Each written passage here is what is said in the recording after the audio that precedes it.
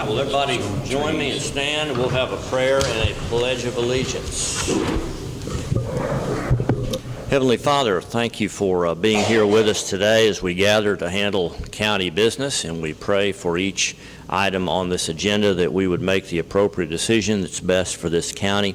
Thank you for those that serve for the county as elected officials, as employees, as taxpayers, as advisors. We just thank you for the role that each plays, and we just pray for the continued blessing upon this community, and thank you for how you have blessed us thus far. And we just turn this agenda over to you. Please protect all of our first responders, wherever they may be. Bring them ultimately home safely. We pray for our state leaders during this legislative session. We pray for our national leaders as well. Father, we pray for this country. We thank you again for all you do for us and how you have blessed us. In Christ's name, amen. I pledge allegiance to the flag of the United States of America and to the republic for which it stands, one nation, under God, indivisible, with liberty and justice for all.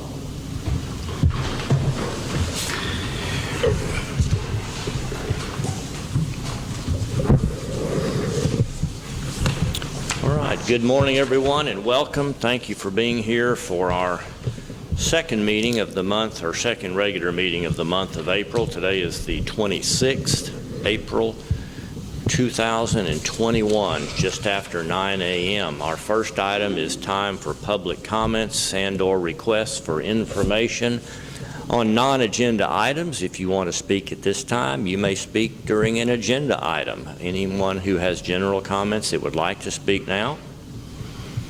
Then I will move on to item number 2, consider and possibly approve minutes from our last meeting 2 weeks ago, April 12, 2021. Make that motion. Motion for approval is made by Commissioner Applewhite. Second. Second by Commissioner Parker. Third by Commissioner Fitch. All in favor say aye. Aye.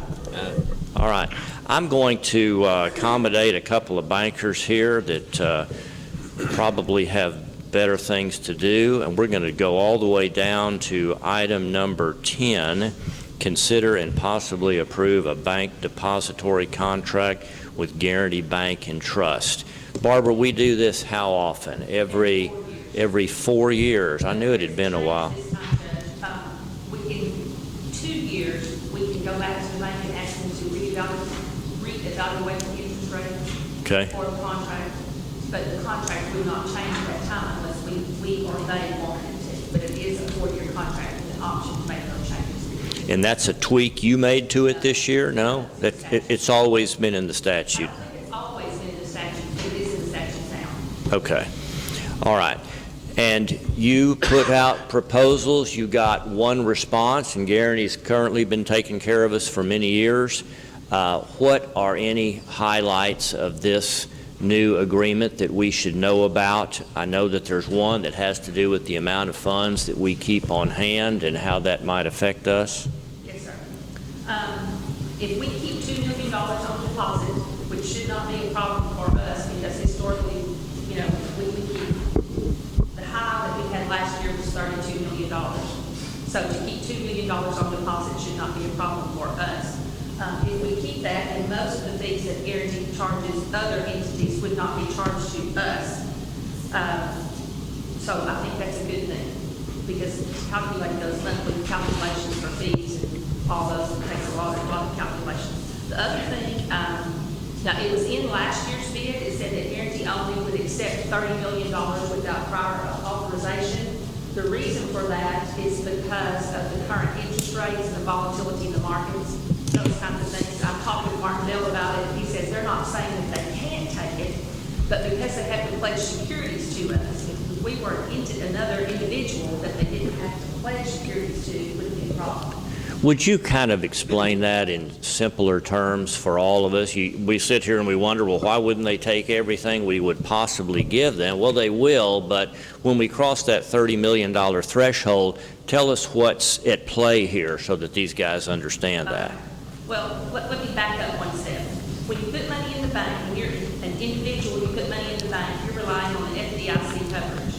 FDIC coverage is $500,000 total. So the county gets that coverage, but for amounts over that, then they're required by statute to either pledge securities or issue a line of credit. Y'all remember we approved that line of credit back in December at the request of Captain Payne. So we have both of those. We have some pledged securities and some letter of credit coverage. What that does is if the bank were to close, we would then cash in those securities. We would request that, I think it's the Federal Home Loan Bank, pay off on the letter of credit to keep the county whole. So when I talked to Martin about over 30 million, it depends on where they can place the money and what interest or earnings they may be able to receive. If they have people who need a big loan, who pay really good interest, better interest than what they can earn, well, that's a good thing. If they're going to have to put it in the same market that anyone else would go to, well, then it might be difficult for them. And what he said to me was, we're not saying we won't take it, we're saying that we would need some notification up front. I have notified Martin that we should be getting, around half of the American Rescue Plan money, which would be about $3 million or so within 45 to 90 days. So, but this time of year, we're not approaching 30 million. That's usually only when tax money first comes in. And of course, we're talking about extraordinary circumstances should that ever come into play, at which time that'll probably be the least of our problems. But nonetheless, we're required by statute to be protected. And so we will be protected. We don't have to limit our deposit to that $30 million. We can find a way to make that adjustment according to Martin. We'll either place it with guarantee or we can place it at some other bank. We can place it at tech school. We have some options like that. But that excess. Yes. But keep in mind that was also in the last contract, but we went to 32 million and they didn't have any problem with that. So it's just something that they put in there to give them an out because nobody knows what the economy's going to do. It's a situation that none of us have been in before. Are you comfortable with the interest rate that we'll receive? Well, I'm not comfortable with any interest rates, but I think it's fair. The interest rate that they have quoted to us, let me back up. Our current interest rate has a floor of 0.75 to 0.80 and a ceiling of 1.65 based on 13-week T-bill rate. The new rate is, let me find it right here, 0.15 to 0.75 based on the 13-week T-bill rate. The T-bill rate is independent. That's set by the feds, and it's not anything that Guarantee can control or that we can control. I've looked at other rates around. I think the rate's fair. I don't think we can ask Guarantee to do something that would not be fair to them, to their stockholders. Okay. Thank you. Anything else? No, sir. I think we did advertise for this. We put it in the paper for 4 weeks as required by statute. We sent notices to every bank in Titus County, and Guarantee, like you say, Guarantee has the city county's bank for a long time. They take good care of us, and my recommendations have been stated. Okay. We have with us Natalie Gertz, Trent Abbott. Either of you need to address the court, tell us anything? Thank you all for making this for a long time. Thank you all for what you do. We really appreciate everything the county does for us. We appreciate the business. Wish the rate was a little better. Wish the rate environment was better. Unfortunately, it's not right now. Maybe in 2 years, rates make a change that we can do. We can definitely make it better. Thank you very much. Commissioners, any questions or comments here while you've got these knowledgeable folks? I'm good. All right. If you're good, give me a finely crafted motion. I'll make that motion. We accept Guarantee.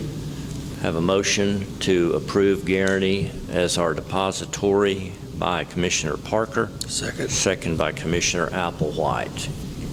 Any comments? All in favor, say aye. Aye. All right. Thank you both. You're free to slip out if you would like.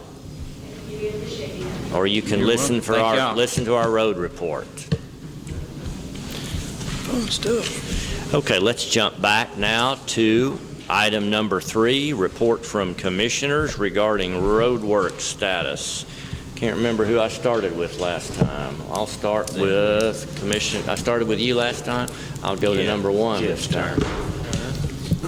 We overlaid parts of County Road 1612 with oil dirt. A lot of school traffic comes through. The road's getting rough. We had help with the city on that. Got it done. We've been cleaning ditches, patching potholes, and replacing culverts. Thank you. Commissioner Fitch. We have started doing some paving on County Road 1030, and we had a lot of trees going down lately with the storms and the more leaves on the trees, and it's wet out. So we had some trees down on 4550 and 2300. We put in a few culverts on 1070 and 1150, and we did some ditch repair on 2300 and 1240. That's it. Commissioner Applewhite. We've been patching the sunny days we had. We've patched every day that we could, and we're trying to catch up where we behind. And we had some trees that go down Friday morning and Friday afternoon, and we had a culvert we had to go fill in where it washed it out. But they had about 4 inches of rain over there at Sugar Hill, part over there. It was, and everything. So I was out with the water and everything. So, but we're back at it today, patching holes on 3330, and going to try to catch up. Okay. Commissioner Parker. Like everybody else, we've been patching, trying to get holes filled up and all, and we've installed some culverts on County Road 4220, 3085, and 4844, and cleaned some ditches and done some ditch work on and culvert work on 4710, and we are back patching, trying to work on the road that we had tore up last year that we got half of it seal coated and all, but we still like part of it. We're trying to work on it a little today to get it back where we'd be ready to fog seal it and then seal coat it this summer. So finish that road up. Anybody got a seal coat job nearly ready? And if so, when can we start seal coating this season? We hope not, because we still got a lot of work to do to be ready. It needs to warm up too. I mean, we might as well wait. It'll probably be June, 1st of June. Probably going to be ready by somewhere around 1st of June. before A couple little roads ready to go. before anybody can really get anything done. Okay. Or seal coating. Anything else? Thank you. All right, item number 4 and 5, we'll talk about our Justice Center that suffered the storm damage. Steve is here today, our JP.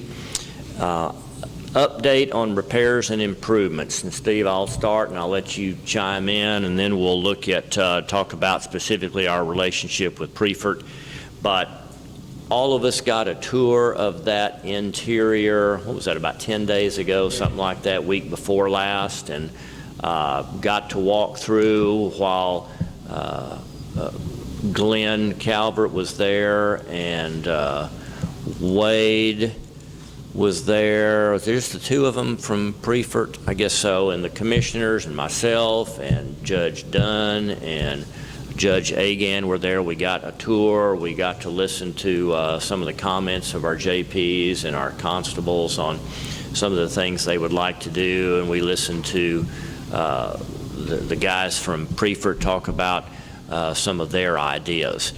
And I'll share with you some more specifics on that in just a minute. But we completed the remediation work. Fortunately, it was not as involved as it could have been. Didn't have to cut as many walls or remove the cabinets like we were afraid of.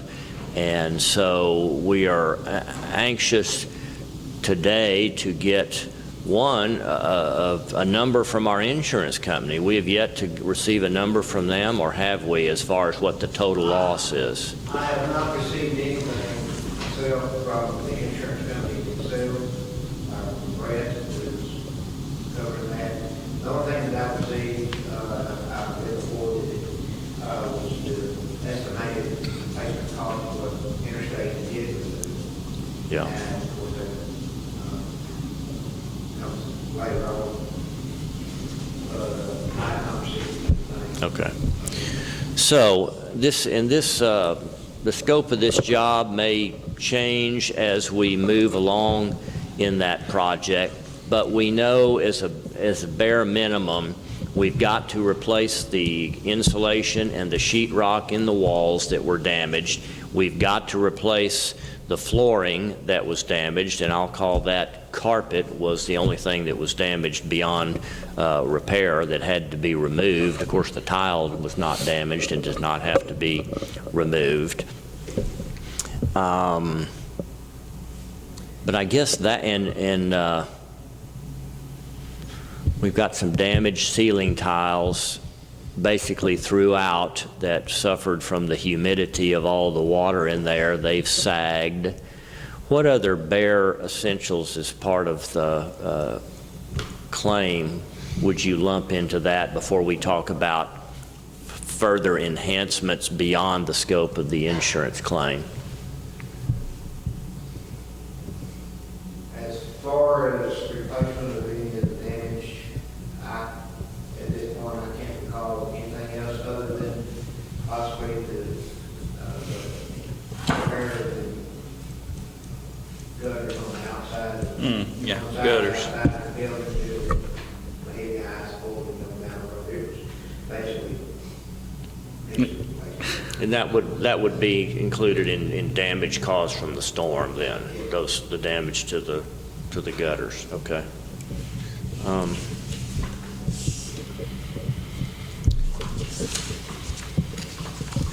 I don't know that we have any action there on number 4. I'll roll the action here. Well, let's leave item 4 open for a second in case we do come back and want to take action there. But moving on to item number 5 and just postponing number 4 for a second. This is worded nearly exactly the way that it was 4 weeks ago, but now that I have a formal proposal from Prefert and I can talk a little more intelligently about what the work is going to be, I want to be able to sign this agreement with Prefert to be able to move forward as quickly as possible. I don't think the fact that we haven't signed it yet is holding them up. They've got plenty to do and other projects that are going. But let me read you this proposal. This was dated April the 19th. Thank you for the opportunity to offer this proposal for providing the plans for the repair and renovation of the Titus County Courts building. Based on our previous discussion, we're able to provide a package of information for the county's use in obtaining competitive bids for the work described below. The project it includes the repairs and renovation work resulting from water damage from busted pipes during the freeze of February 21. The repairs consist of replacing flooring and drywall and retexturing and repainting most of the walls.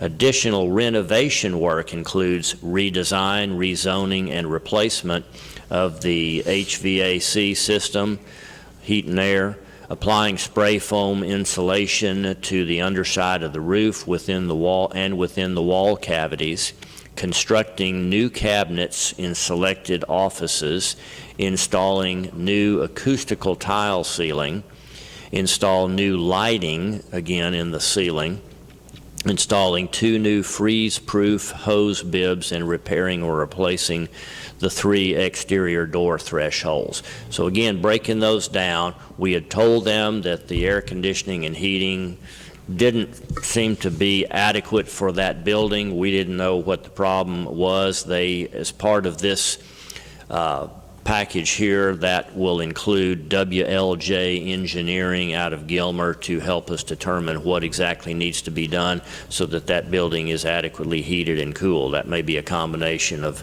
insulation, ceiling tile, and either the enlargement of the existing AC units or the addition of AC units.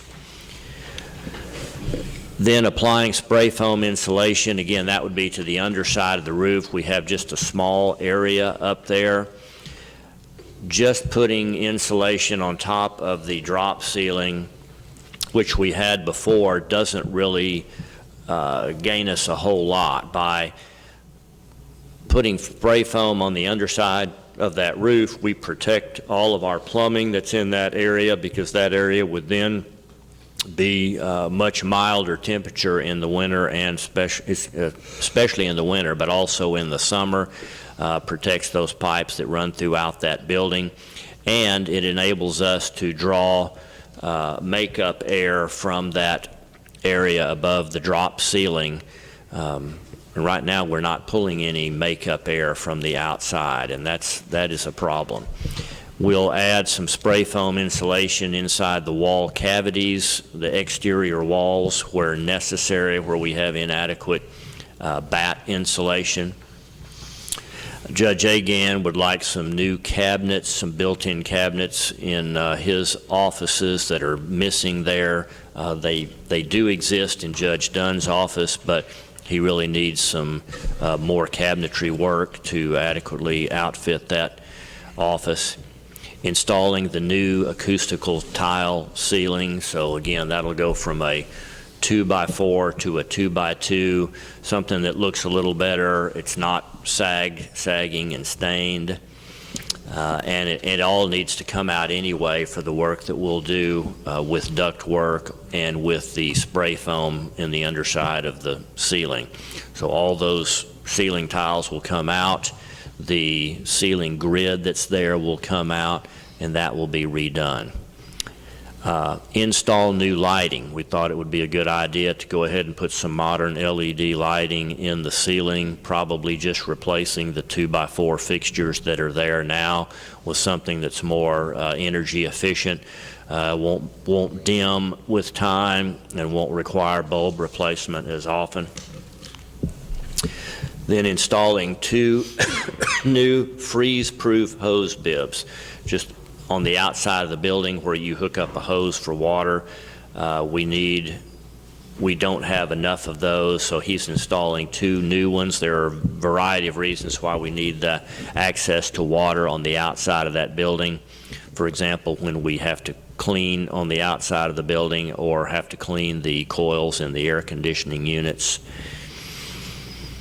And then repair or replace 3 exterior doors and their thresholds. We've got some damage and some warped exterior doors that could be a better seal there on the outside of the building. Minor work is planned for the exterior, including clearing caulked weep holes in the masonry on the south facade. So we've got an opportunity for leakage into the building or water damage coming into the building, and we've seen that. Caulking and repainting the exterior wood siding and repair of roof leaks at the entry vestibule. The design team, Preferred Complex Designs, will develop plans to define the repair and replacement of interior and exterior finishes and requested upgrades. WLJ Engineering of Gilmer will design the HVA system and lighting replacement. After plans are complete, Preferred Complex Designs will provide a bid form for the county's use in obtaining competitive bids. So again, Preferred is not doing the work. They are helping us to adequately engineer it, prepare a bid package that can be then given to others, contractors that are interested in bidding on this job. But it's difficult to do that unless you have a common set of very clearly defined plans in order to do that work. We project the bid documents and plans to be complete in approximately 1 month. Preferred Complex Designs and WLJ Engineering propose to do the work on an hourly basis, and therefore, because we're not exactly sure what all we're going to ask of them to do, they're proposing putting it on an hourly basis and have assured us that the projected fees will be less than $50,000, which is our bidding threshold. Now, of course, when it comes to bidding of the work, the work will be obviously well in excess of that amount and must be bid out. If you agree with the scope of work and associated terms, indicate your acceptance of this proposal by signing in the space below. Here's a supplemental email that I received from Glenn, I guess the next day after that, just kind of making us aware of this and asking us, give us some guidance. What do you want us to do here? The WLJ engineer has questioned the glass and doors of the entry vestibule. All the glass in the entryway is single pane. There are significant gaps around the doors. This is letting in a lot of heat and cold. To adequately correct this, the doors and the glazing in the walls would need to be replaced. If we leave the entryway as is, you'll likely see an increase in the cost of heat and air conditioning. The additional renovation cost of the heat and air would likely cover the cost of improved glazing and doors. In other words, what we will save on AC. Also, the county would likely save dollars on a monthly basis due to improved efficiency and temperature control. So I think the next step in our work with Prefert will be for us to decide what on this laundry list, special requests that have been made by either their engineer, by Prefert personnel, or even our own JPs and constables, then we can decide how much we want to include on that bid package. And for the things that you don't believe are necessary, we can scratch those. The ones that we think are a good use of money would be approved. Now, I don't have any idea what this project is going to cost us. We have money in contingency, but we don't have an unlimited amount in contingency. So we're certainly hoping that with insurance proceeds and then the cost of the enhancements beyond the insurance repairs, that we can meet that with contingency funds without having to do any kind of an emergency amendment. So we can discuss this as much as you would like. Steve may have something to interject, but ultimately I would like to come out of this with a motion to approve this agreement, this proposal with Prefert, so that we can move as quickly forward as possible and get these guys and girls back in their offices as soon as possible. Anything you want to add to this? No, sir.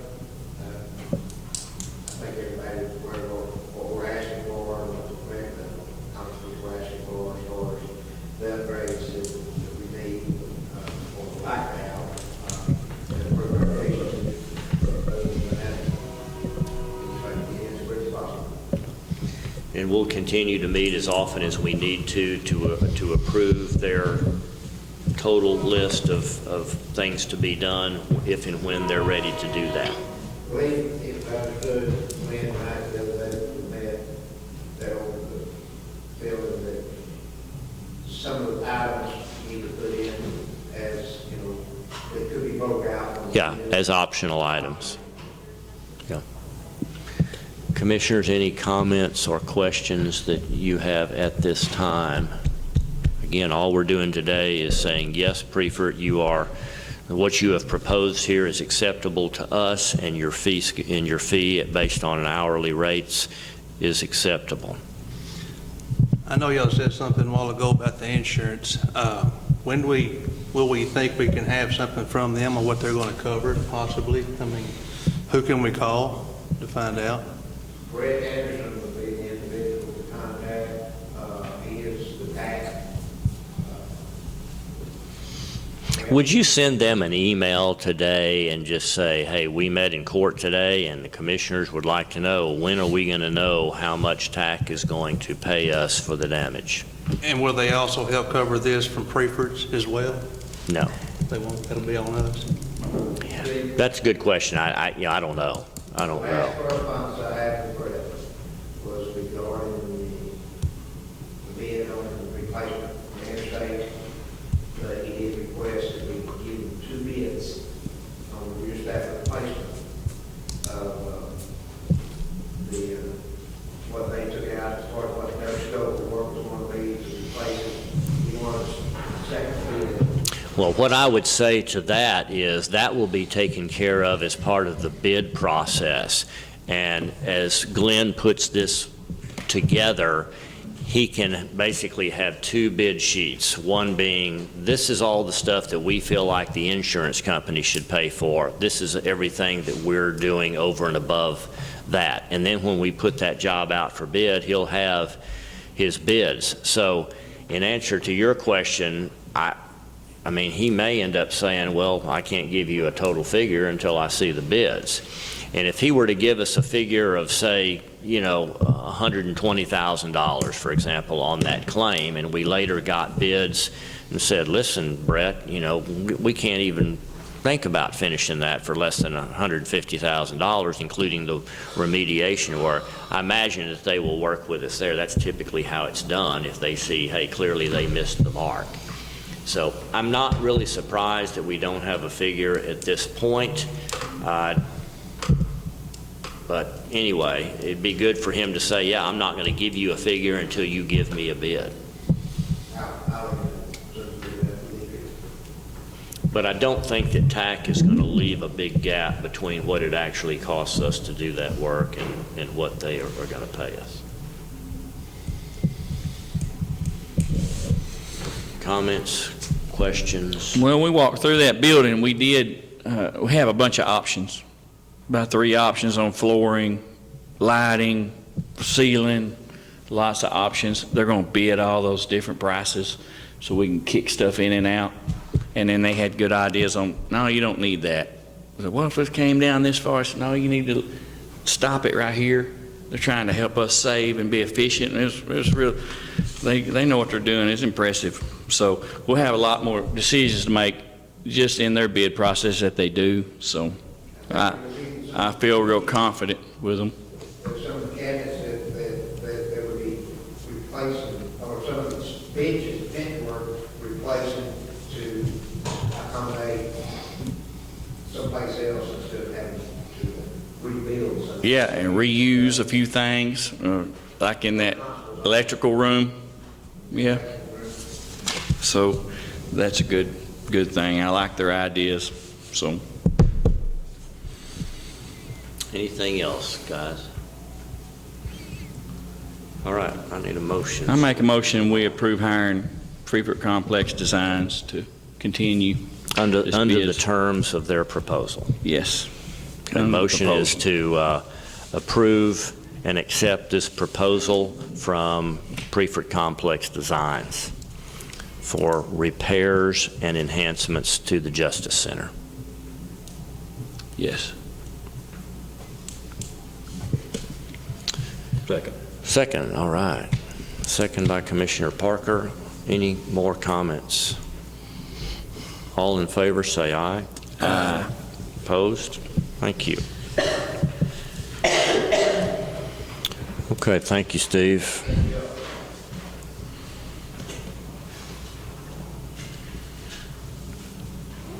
Thanks, Steve. Okay, item number 6, while we're talking about construction, I'm just throwing this out here because we haven't talked about this in so long, and it's going nowhere fast, and in my remaining year and a half, I'd like to see us make some progress here. But I'm putting this on here to begin the discussion with you fellows about the development of the courthouse annex property and consider the services of an architect planner with possible action. Picking back up the conversation we began some 2 years ago, nearly, the things that I do know, at the time the court decided they did not want to remodel that existing building across the street because of the age of the building, the upgrades that would have to be made to it related to security, disability, American Disability Act, heating, air conditioning, electrical, water, fire suppression system.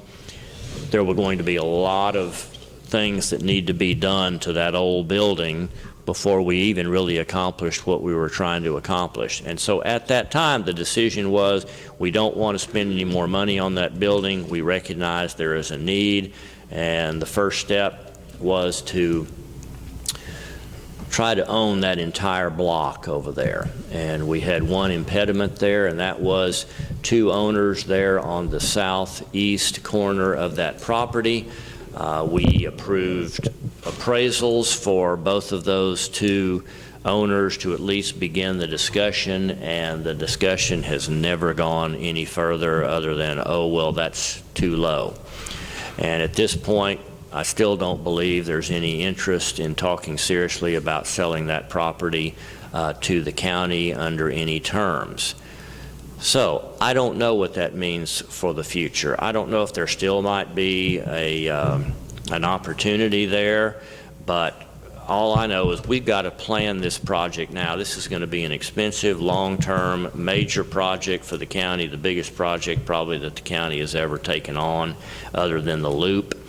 And all this begins with the help of a professional to look at what you've got, talk about what your needs are, and suggest, you know, some architectural renderings of a building and grounds that would accomplish your objectives. And as I see them, those objectives would be, at least in my opinion, are to create a one-stop location that I would call perhaps, you know, the Titus County Criminal Justice Building or Justice Center or something like that, where you could have a safe, secure entry point that would at some point perhaps be guarded 8 hours a day. You would have the ability to bring prisoners into the court system through a secure sally port. You would have secure quarters for all of your district judges, probably for your JPs. You would have adequate courtrooms, might be 2 different courtrooms, maybe a main courtroom, a lesser courtroom, maybe even a 3rd area for jury selection. And so, again, you might end up moving the JPs into that building, but that would be a secure area as opposed to doing anything with this courtroom over here. I still think that we could have our commissioners' court meetings in this building. But again, how big of a building does that need to be to serve this county for the next 50 years? And we agreed that, at least at that time, that that's the location to do it. I think we've got the real estate over there to do it, but it won't be until we have a plan developed that we can start talking about how are we going to pay for this, what's it going to cost, how large will it be, what will it look like, so that it's a good fit for this community and for this downtown area. And then perhaps at that time that will generate some discussion with those landowners, building owners back there in the back. That's my idea here. If you tell me different, that's why we're getting the discussion started. Well, I feel like it's way in the future for me right now. After we had Prefect look at the building, I feel better about the building. It's kind of like remodeling a car. A few more parts, we'll have a new building anyway. So I think we can patch along and keep going with other expenses that are coming, probably even some jail remodeling stuff in the future. So I would, if we do architecture now, it's going to be out of date anyway by the time we need it. I think we can scramble that together and get things together. Because the way I feel we're going to have to pay for it is with a bond, and I don't want to go that route right now. So I'm out as of right now. I just want to use what we got. I think it's working good. We have those new offices for David. We're redoing some bathroom work over there, which is needed. I would like to talk in the future about the fascia of the front on this street side across the front of that building, having it repainted, repaired, and repainted. And that would make that building really look nice too, because there's some places water's getting in because some of that's coming off some of that facade in places. The rest of that building's brick, but we need to get that looked at maybe in the future, have it repainted. That's one of my concerns about the building, and go from there. But as far as the new and going this route, I'm not How many years ready do you to do think it. you could squeeze out of the current building before you would say, absolutely, we've got to have something in place by X number of years? I'm not an expert on that, but maybe 20 years. Maybe 20 years. I mean, that'll go by pretty fast. I'm not, just by our growth that we're doing right now in the county, unless we have some big surges. And from the other facilities around other counties that are near our size and like us, I love that courtroom, and people seem to be pretty happy over there. I want to just keep using what the resources we got. So, but if something happened, or some new kind of grant, or some monies came in where it was used for that purpose, it would be nice. Without those two landowners, I just don't even want to think about it. Well, I would like to keep an eye on that property, and we've been talking to them, and I've checked in, and they know who I am, and they know we're interested. If we could get those properties, that would really be nice for this future project someday. Without those two landowners, those two lots or whatever that is on that block, I don't feel good about it at all. So, But you'd be willing I think we to have spend time some to money spend on the facade? on the to get that facade. dressed Yes, up? I've looked into it. I think we need to really look into it, what we would want. Me and you talked about it one day and just looked at the building, and either just a basic paint, minor repairs, or maybe just recover the front of the building like our courthouse is with the stucco, and just replaster the front of that building from the adult probation all the way down to the end. So that's something I'd like to look at in the future, and it's going to run $50,000 or less or so to get it done. So I think it would improve that. And then our other little minor repairs and air conditioning troubles and stuff, we'll just fix them as we need to. So that's my 2 cents. Thank you for your comments. I can't say I agree, but I understand. There's a lot of thought I on respect that. Yeah. A lot of agree to disagree on several of the issues on that building. Anybody else have some thoughts?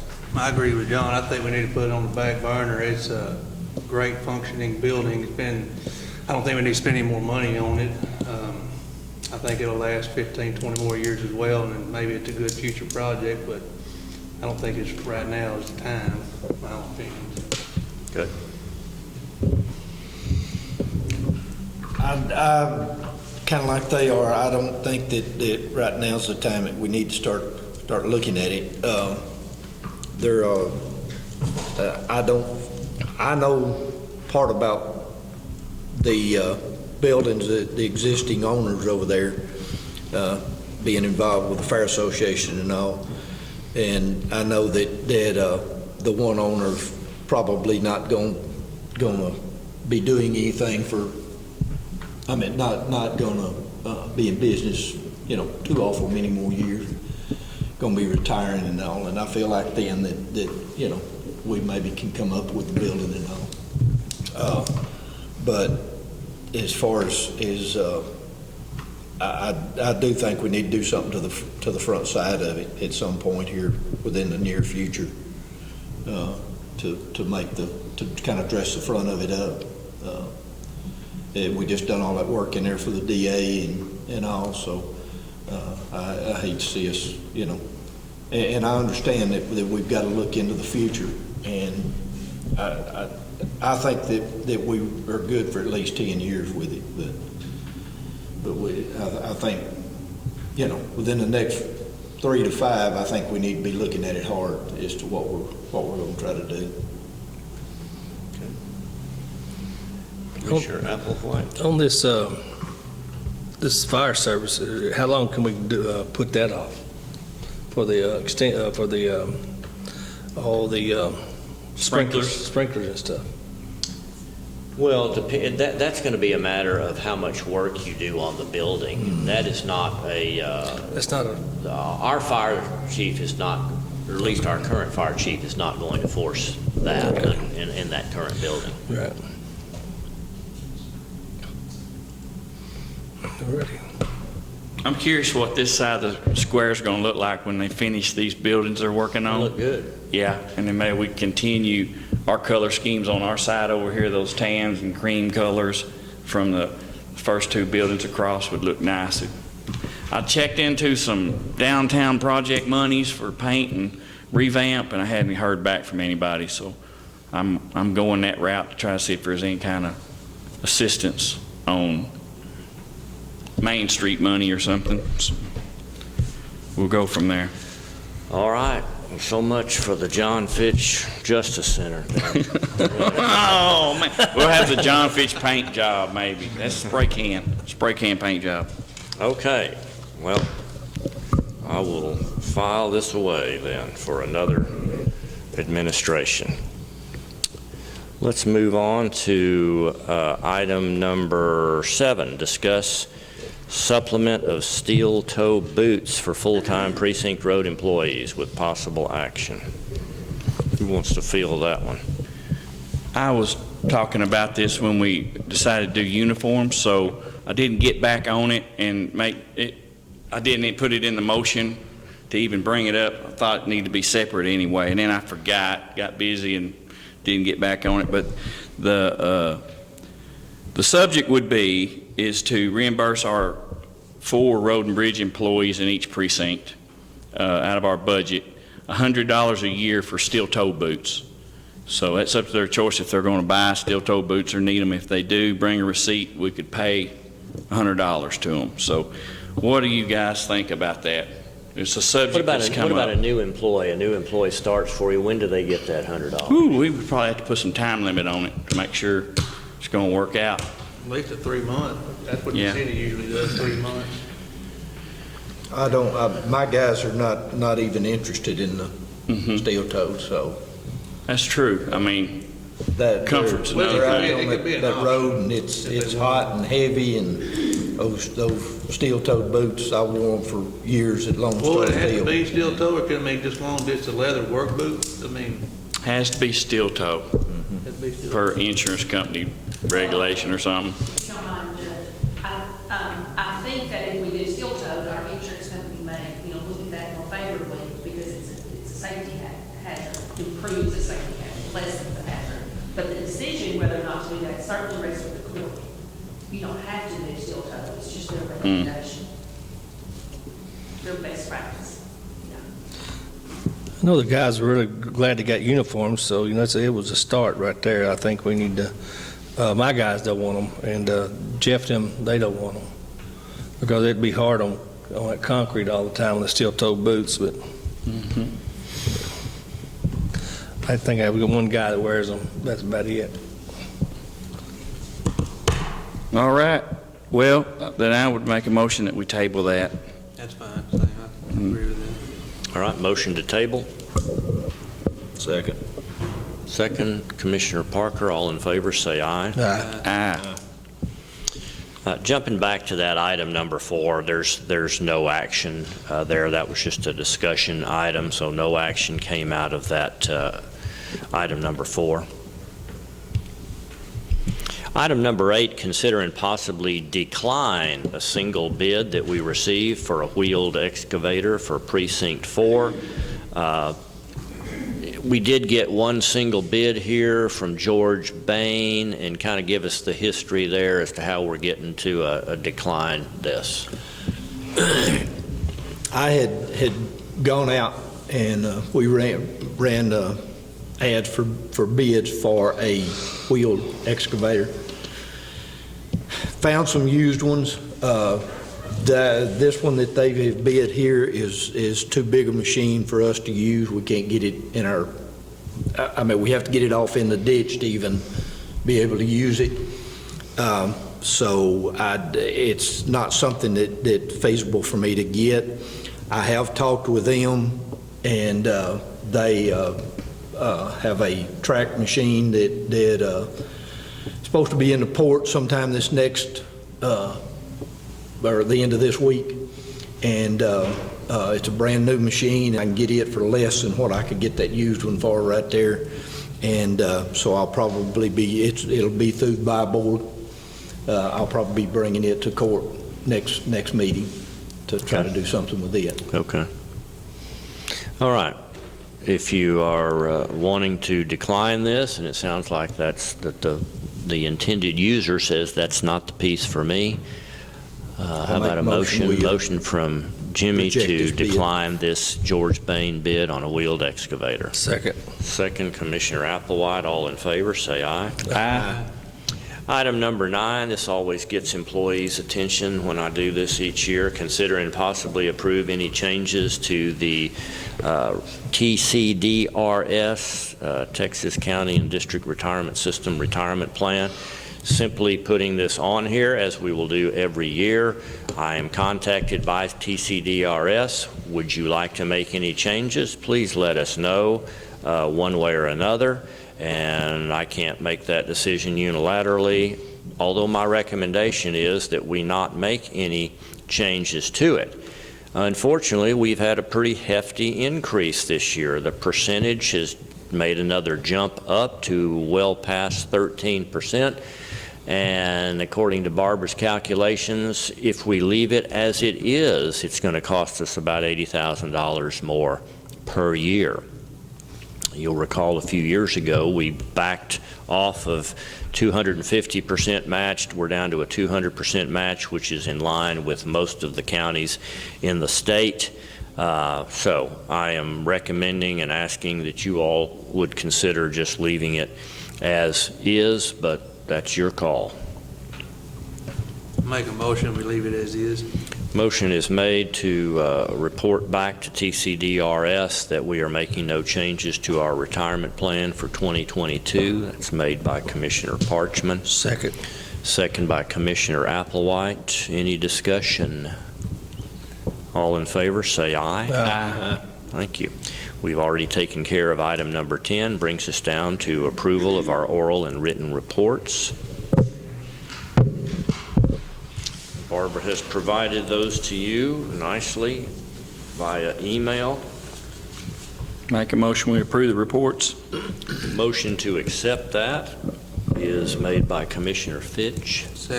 Second, Commissioner Parchman. All in favor, say aye. Aye. Consider and possibly approve the treasurer's report that Cheryl has provided for you. Make that motion. Motion is made for approval by Commissioner Applewhite. Second by Commissioner Parker. Any discussion?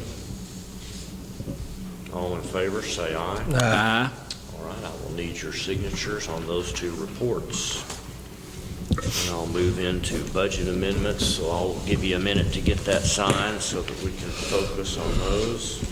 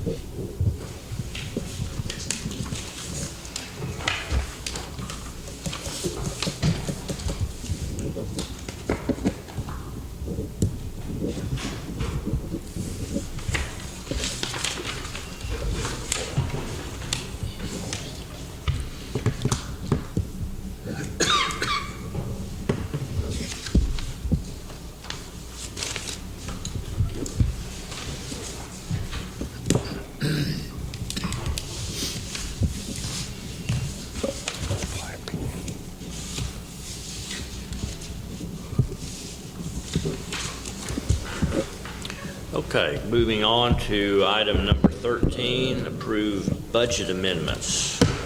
Pretty good stack here. First one is number 2021-022.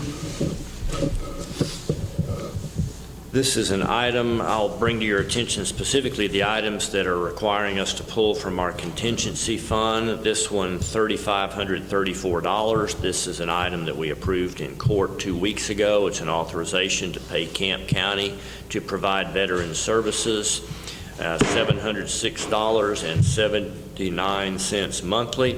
This amount is for the 5-month period May, June, July, August, and September, times that 706.79, brings us to $3,534 to pay for that service through the end of our fiscal year, and that does come out of our contingency fund.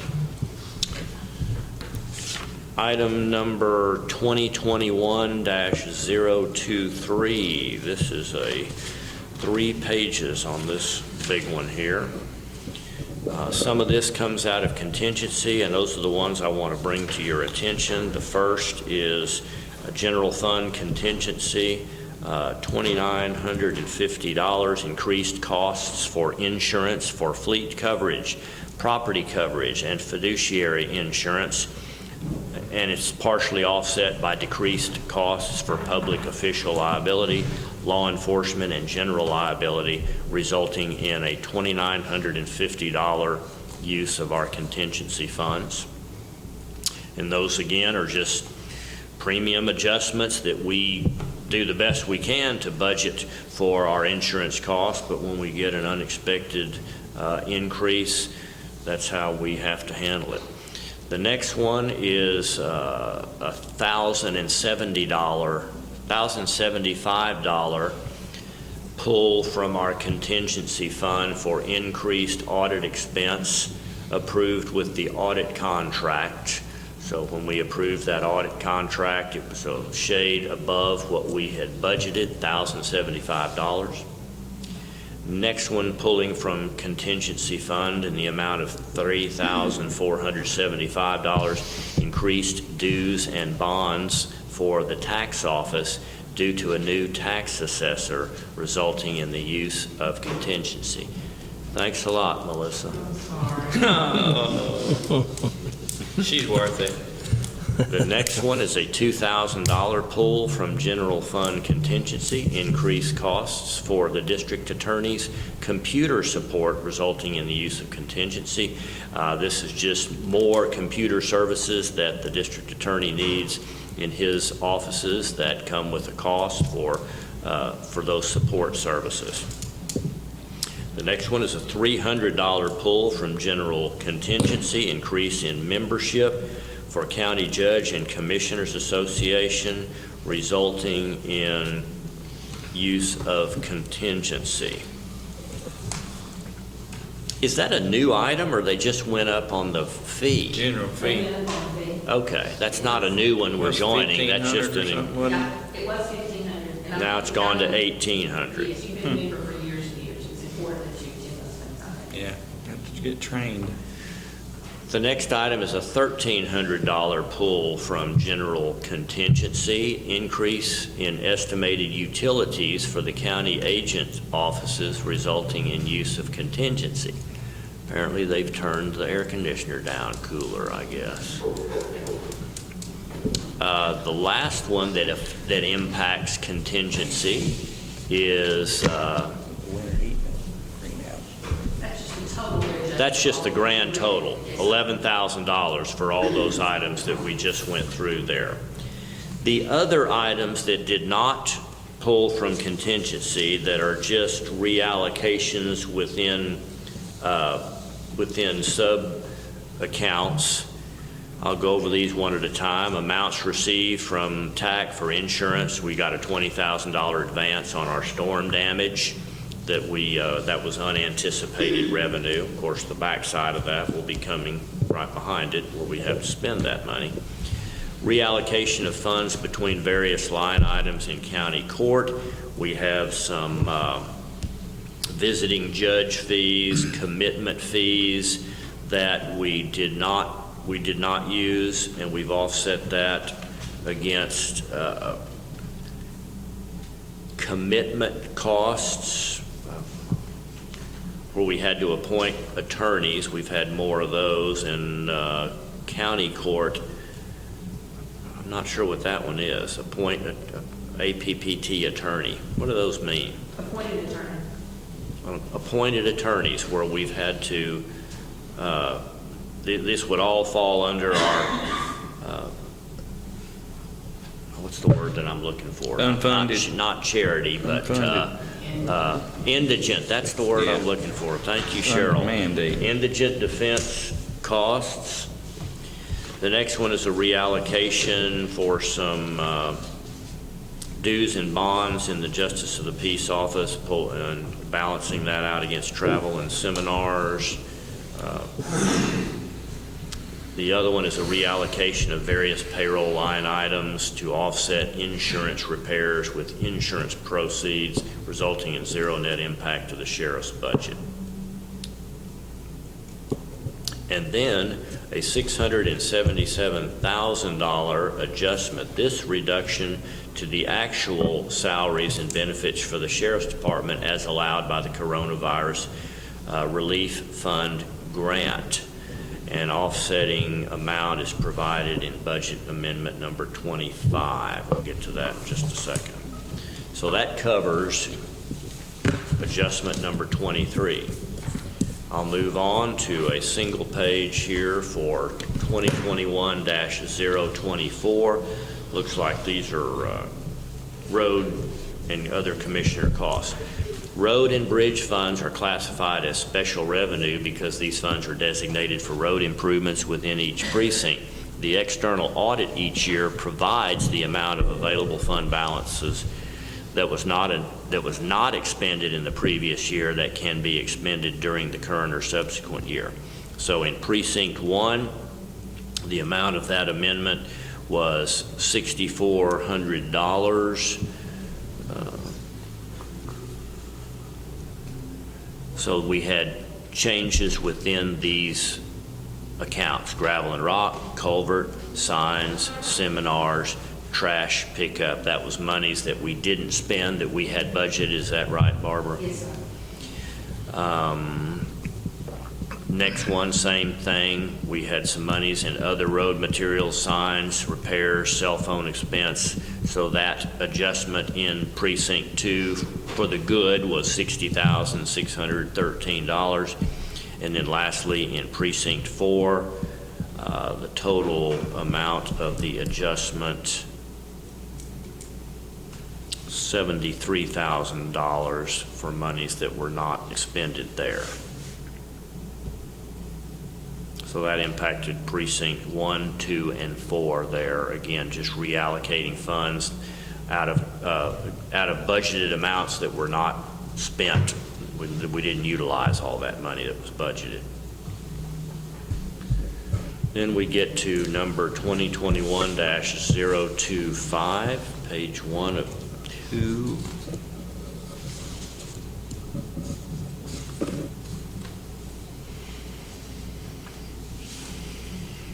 None of these are new money,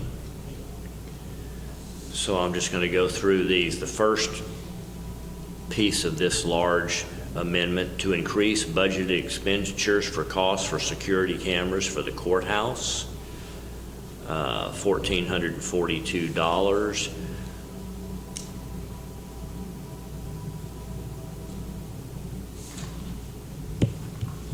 The next one is to allocate HAVA CARES Fund grants to the individual line items based on the approved use of those funds to reduce the total grant budget by $1,297 based on final available funds after the audit. So that affected just some salary, FICA, Medicare accounts. The next one is to reduce the total grant budget by $18,168.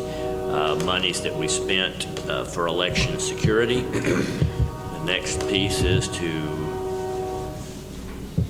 update an account code. Tell me what that means. R&M fees in the district clerk. What are we doing there? The fees have been budgeted in 701. You look at account number 044340701 for many years, and when I did the budget, I entered those in 700. What's the difference in those two accounts? There's not any difference in those accounts, and all I'm requesting the court to do is put the budget into the line item that we've always used. Excuse me, so we'll keep the history straight. Okay. Okay. But I bring all those things to you because it's required by statute. Okay, likewise, same kind of situation here to update account codes in some employee benefit areas, dental claims, UMR fees, guardian employee premium, and guardian life insurance. So there you're just shuffling between two similar accounts or four similar accounts. And then lastly, an allocation with about 15 different components to update the account codes for approved expenditures from the Coronavirus Relief Grant and to document the amount that we received related to the Treasury accommodation for the Sheriff's Department public safety employees. The total eligible amount of this grant, $786,335, has been approved, with $42,550 expended last fiscal year and the remaining $744,000 expended this year. And those are all, well, the majority of those are salary and other payroll related items. And we've got $7,500 capital outlay, distance learning, other compliance costs. And you've been working hard, haven't you? Yes, I have. When we set this grant up, we set it up to allow any use of the funds that met the requirements of the grant. And then as we work through that, we determined what it was that we were going to spend. So what this does is it takes money out of the original line items and puts it where it's really actually spent. Now, I do want to call one thing to your attention, the $677,670. We've received those funds, and I've asked TDM twice now. I'm asking them once a month. They do not have any procedures in place for final closeout.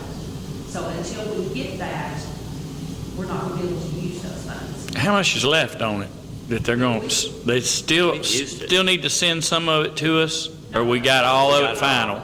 And then they're not going to close it and say, we're done, it's over with for a while. We're waiting on that. The reason I was giving this is because they're hoping to be the agency that gets to manage the American. You told me that. And so they don't want to start that until. Okay, I remember now. It's hurry up away, but I am contacting them, once a month. I don't want to push, but I would like for us to be able to close this out and move forward. We're thinking TDEM may be the one that manages that grant. That's what I had from I guess I hadn't thought about who that might be. I guess maybe with the experience they've gotten in this, maybe they are the likely one. Okay, this is holding my hand, the final adjustment. 2021-026. And none of these have any impact on contingency fund. We're just making adjustments within existing accounts. And these are for the uniforms that you all approved, $974 that we're offsetting against available funds in other road materials. In the maintenance barn, the account there is other expenses, and then in general county for our uniforms for custodial staff. There is one more.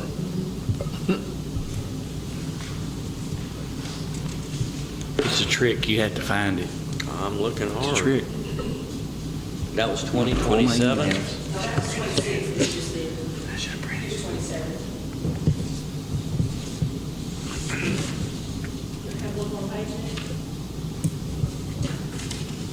Oh, it is there. Looky there. Okay. It was stuck.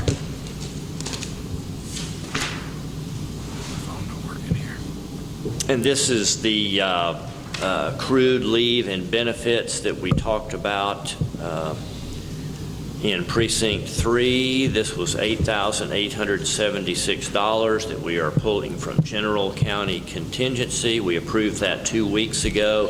It was for those accrued leave benefits of those employees, those 3 employees that left, and Dana had to get some replacements quickly. So again, as a reminder, future plans call for the designated county-wide line item to be created in the new budget for accrued leave and benefits, so that we don't have to pull from general contingency. We're going to call this, an accrual for leave and benefits that we don't specifically know when and how much those are going to be. So we will create a budget line item that we can use that for, and that's number 27. That's the final one. So that was number 2022. So number 22 through number 27. Make a motion, we approve the budget amendments. Motion by Commissioner Fitch. Second. Second, Commissioner Parchman. Are there any questions, anything I need to go over again? If not, all in favor say aye. Aye. Item 14, sign pay orders and approve payments. Make a motion with pair of bills. Motion to pay those bills is made by Commissioner Parker. Second. Second by Commissioner Fitch. All in favor say aye. Aye. Closing comments by judge and commissioners. Gosh, I could not come up with anything. Our COVID numbers still remain low. All indications are that they are staying flat and low, and that's good. Shots are available for anybody, anytime, at multiple locations. Commissioner Parker. I don't have anything. Nothing. Commissioner Applewhite, Commissioner Fitch. I don't have anything. Thank you. Commissioner Parchman, nothing. Okay. Man, I've talked out. Okay. Well, an hour and 15 minutes. I beat my budget there. That's good. I'm glad. Thank you all. Barbara, thanks especially for all that tedious work. Yes. I'm glad it's you and not me. Okay. Anybody else? Comment, question, clarification? No? All right. Need a motion to adjourn. Make that motion. Motion to adjourn, Commissioner Applewhite. Second. Second, Commissioner Fitch. All in favor, say aye. Aye. All right.